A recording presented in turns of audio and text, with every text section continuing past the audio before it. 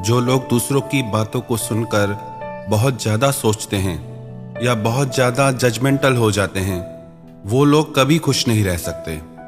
कई लोग कहते हैं कि मेरे बारे में तो सब लोग बुरा कहते हैं, मुझ में तो कुछ अच्छा ही किसी को नहीं दिखती। और कई लोग कहते हैं कि मेरी तो कोई तारीफ ही नहीं करता, कोई अच्छा बोलता ही नहीं मेरे बारे में, चाहे कितना भी किसी के लिए कर लो पर कोई तारीफ नहीं करता।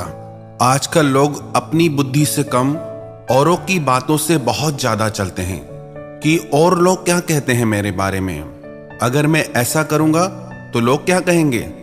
जो लोग ये सोचते रहते हैं कि लोग क्या कहेंगे, वो लोग अपनी जिंदगी में आगे बढ़ ही नहीं पाते।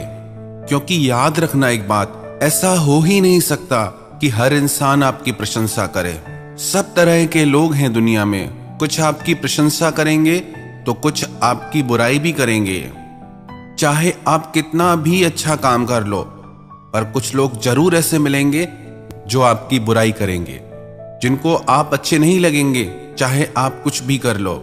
और ऐसा बड़े बड़े महापुरुषों के साथ भी हुआ है, ऐसा सबके साथ होता है। क्योंकि दुनिया में सबके विचार अलग हैं, सबकी सोच अलग है।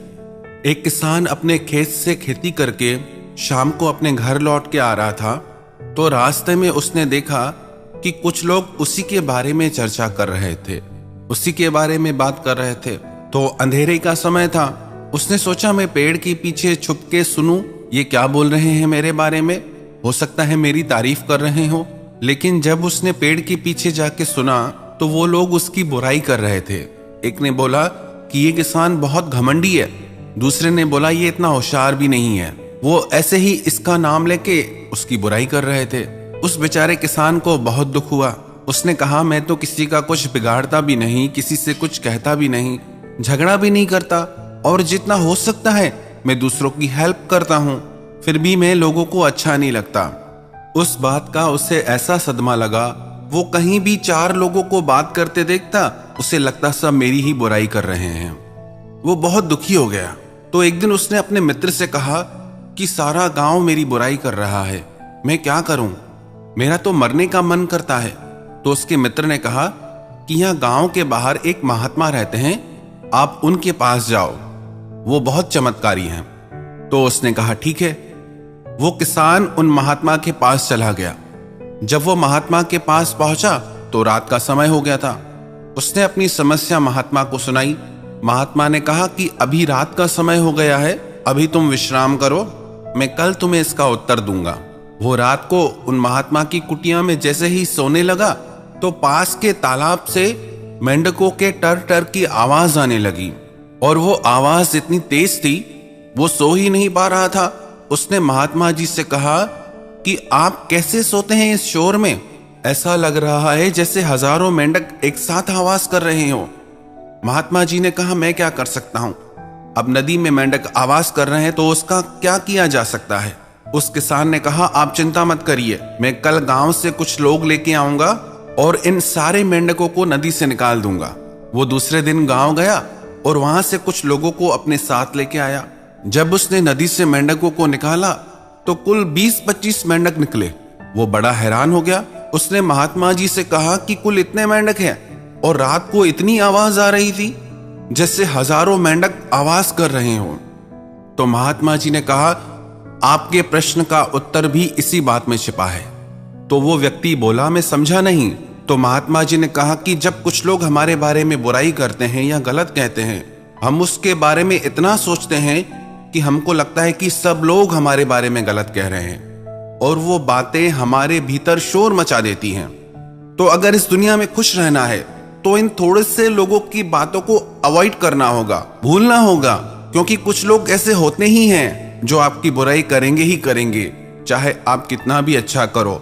और इस सत्य को जो इंसान स्वीकार कर लेता है वो जिंदगी में आगे बढ़ जाता है।